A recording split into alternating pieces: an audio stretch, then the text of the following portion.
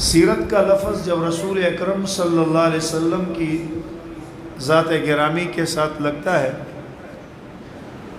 تو یہ تمام علماء کرام بیٹھے ہیں، انہیں معلوم ہے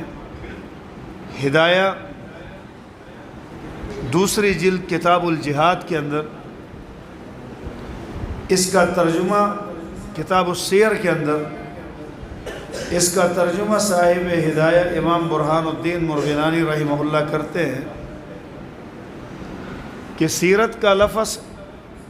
خاص ہے رسول اکرم صلی اللہ علیہ وسلم کی میدانوں کی زندگی کے ساتھ،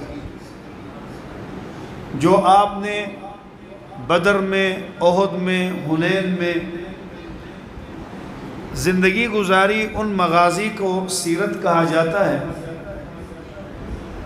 پھر بعد میں یہ لفظ اپنی وسعت کی وجہ سے اس کے اندر اتنی وسعت آ گئی کہ حضور اکرم صلی اللہ علیہ وسلم کی 24 گھنٹے کی زندگی کو سیرت کا عنوان دیا گیا۔ سادے لفظوں میں اس کو سنت کا عنوان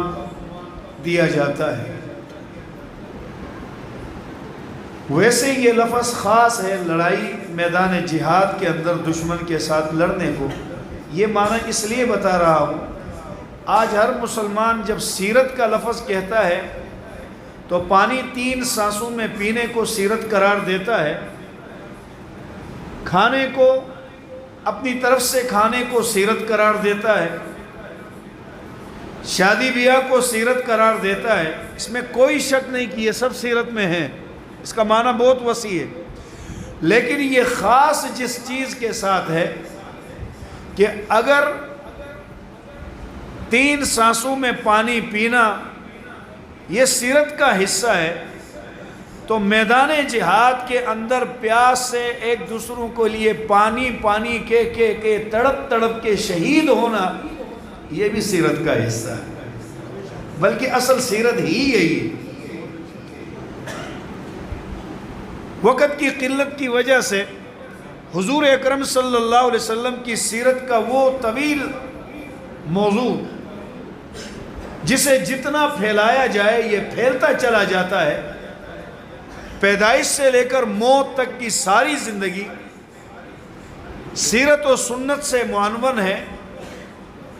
سیرت صرف بیان کرنے کی چیز نہیں، نہ سیرت منانے کی چیز ہے، یہ اپنانے کی چیز ہے۔ چنانچہ امیر المومنین فی الحدیث امام بخاری رحمۃ اللہ تعالی علیہ نے بخاری شریف کی پہلی جلد کتاب الحج کے اندر ایک روایت لائے کہ رسول پاک علیہ السلام کے طریقوں سے، رسول پاک علیہ السلام کی سیرت سے، سنت سے صحابہ کو کیسی محبت تھی۔ کتاب الحج کے اندر امام بخاری یہ روایت لاتے ہیں کہ حضرت عمر رضی اللہ تعالیٰ عنہ جب بیت اللہ شریف کا طواف کرنے لگے، طواف کرتے ہوئے آج کل تو یہ امکان ہی نہیں کہ حجر اسود کے سامنے بیٹھ کر آدمی گفتگو کر سکے، نہ تو اس کا امکان ہے کہ حجر اسود کے ساتھ ایسا کلام کیا جا سکے۔ حضرت عمر رضی اللہ تعالیٰ عنہ اپنے دور میں جب حجر اسود کے قریب آئے تو وہ ویسے بھی اس کا بوسہ لے سکتے تھے، لیکن اپنے نبی کے ساتھ محبت و اطاعت کا پہلے ایک جذبہ بیان فرماتے ہوئے صحیح بخاری کے الفاظ ہیں، فرمانے لگے انی لعالم انک حجر، میں جانتا ہوں کہ تو ایک پتھر ہے۔ حضرت عمر پتھر کو کیا کہتے ہیں؟ انی لعالم انک حجر، تو ایک پتھر ہے، لا تضر ولا تنفع،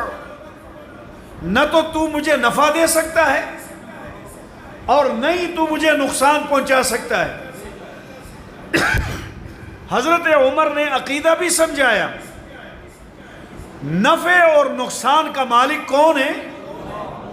اتنا ایسا نہیں، اللہ ہی۔ نفع اور نقصان کا مالک کون ہے؟ حضرت عمر فرماتے ہیں انی لعالم انک حجر لا تنفع ولا تضر، نہ تو تیرے ہاتھ میں میرا نفع ہے اور نہ ہی تو مجھے نقصان پہنچا سکتا ہے، لیکن اس کے باوجود وَلَوْلَا أَنِّي رَأَيْتُ النَّبِيَّ صلی اللہ علیہ وسلم يُقَبِّلُكَ مَا قَبَّلْتُكَ، اگر عمر اس کالے پتھر کو چومتا ہے جس کے ہاتھ میں نہ نفع ہے نہ نقصان ہے، تو کہتے ہیں سنیں میں صرف کسی کی پیروی میں چومتا ہوں، اگر آمنہ کے لال کے ہونٹ تیرے اوپر نہ لگے ہوتے عمر تجھے کبھی نہ چومتا۔ حضرت عمر رضی اللہ تعالیٰ عنہ بتلا رہے ہیں کہ ہم طواف کرتے ہوئے اگر اس کو چوما ہے تو حضور پاک صلی اللہ علیہ وسلم نے چوما، آپ نے بوسہ دیا، میں اس لیے بوسہ دیتا ہوں کہ پیارے نبی نے چوما۔ توجہ ہے، اس کا ترجمہ میں اپنے ذوق پہ کروں۔ اے پتھر تو رنگ کا کالا ہے، نہ تو مجھے نفع دے سکتا ہے نہ نقصان، وَلَوْلَا أَنِّي رَأَيْتُ النَّبِيَّ صلی اللہ علیہ وسلم يُقَبِّلُكَ مَا قَبَّلْتُكَ، اگر میرے نبی نے تجھے نہ چوما ہوتا میں تجھے کبھی نہ چومتا،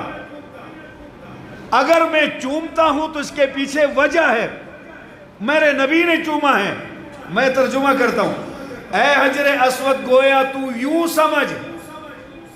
میں تیرے اوپر اپنے ہونٹ رکھ کے بتانا چاہتا ہوں کہ میں یہ ہونٹ پتھر پہ نہیں آمنہ کے لال کے لگے ہوئے ہونٹوں پہ ہوتا ہوں۔ اگر یہاں میرے پیغمبر کے ہونٹ نہ ہوتے عمر کے ہونٹ کبھی نہ آتے، اگر میرے ہونٹ تجھ کالے کو چومتے ہیں تو اس لیے چومتے ہیں کہ ان ہونٹوں نے تجھے چوما ہے جن ہونٹوں کی تعریف اللہ نے خود فرمائی۔ گویا میں آمنہ کے در یتیم کے ہونٹوں کو چوم رہا ہوں۔ ایک موقع یہ اتباع بتا دیا۔ اسی صحیح بخاری کے اندر جب رمل کی روایت امام بخاری لاتے ہیں تو حضرت عمر رضی اللہ تعالیٰ عنہ، ساری دنیا رمل کر رہی ہے، وہ بھی رمل کر سکتے ہیں، سنت ہے، میرے نبی نے کیا ہے، لیکن ساتھ ساتھ بتاتے ہیں کہ لوگوں میں عمر بن خطاب رمل یہاں کبھی نہ کرتا، اگر میں رمل کر رہا ہوں تو صرف اس بنیاد پہ کر رہا ہوں